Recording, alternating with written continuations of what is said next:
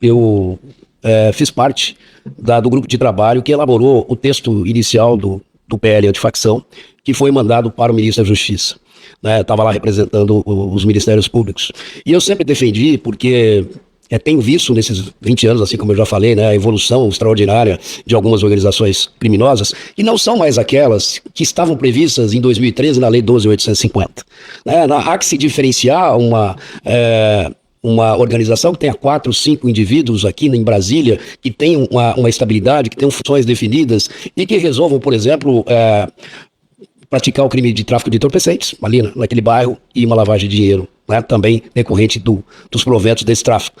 De uma organização como o PCC, por exemplo, como o Comando Vermelho, que tem atuação transnacional. Acho que a gente precisa ter isso em mente.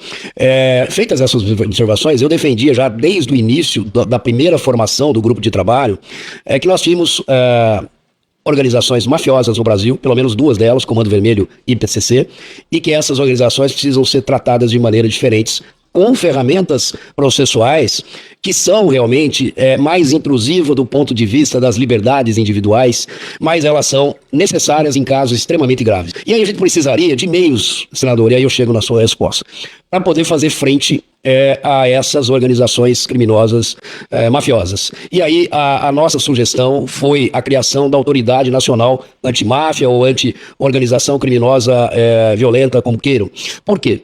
Porque seria, no nosso modo de ver e de alguns outros especialistas, a maneira de superar essas diferenças institucionais e essas disputas entre polícias e Ministério Público.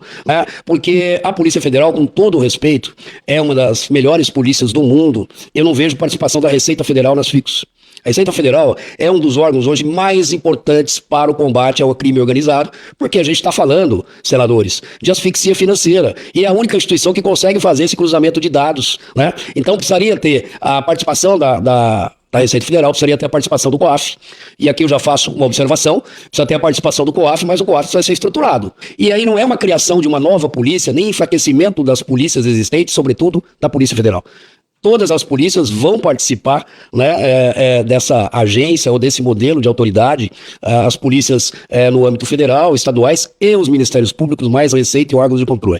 Acho que seria uma maneira, foi a maneira que a Itália encontrou, a maneira semelhante talvez no Reino Unido, o FBI também trabalha dessa forma, com coordenação e com integração entre as instituições, mas uma maneira da gente afastar esse problema grave de disputa institucional. Porque do desenho atual, eu vi inclusive a última versão do projeto que foi relatado pelo deputado Henrique, foi encaminhado aqui para essa casa, prevê lá as forças-tarefas, eu vi com bastante satisfação, poderão ser criadas as forças-tarefas, o Ministério Público poderá participar das forças-tarefas, e aí dependerá, e um instrumento formal é um acordo, um termo de cooperação.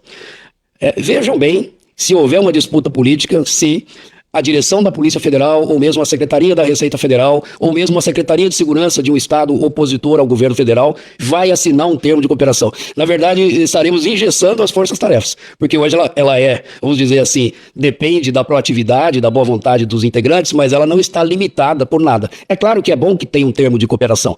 Agora, um termo de cooperação que seja republicano, que não esteja ligado a interesses políticos. Então, me parece assim, se a gente pegar estados polarizados, dificilmente o governador ou o secretário vai autorizar a assinatura de um termo para a formação de determinada força-tarefa. E aí tem outro desafio, e quando a força-tarefa tiver que investigar autoridades estaduais, por exemplo? Nós teremos um problema. Se eu pegar, por exemplo, o PCC, a gente está falando de 40 mil integrantes, fora os colaboradores, que aí esse número aumenta em muito. Então, por exemplo, o sistema prisional tem 220 mil presos no estado de São Paulo. 85% do sistema prisional, eu não vou dizer que é dominado, mas ele tem a ascendência e tem a predominância do PCC.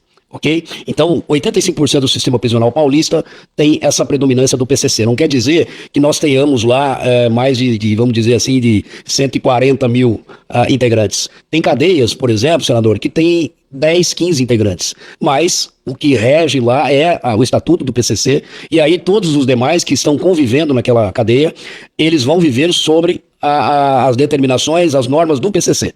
né, sob liderança dessas pessoas. Da maneira como está no PL, isso me permite uma observação, a gente não tem essa diferenciação.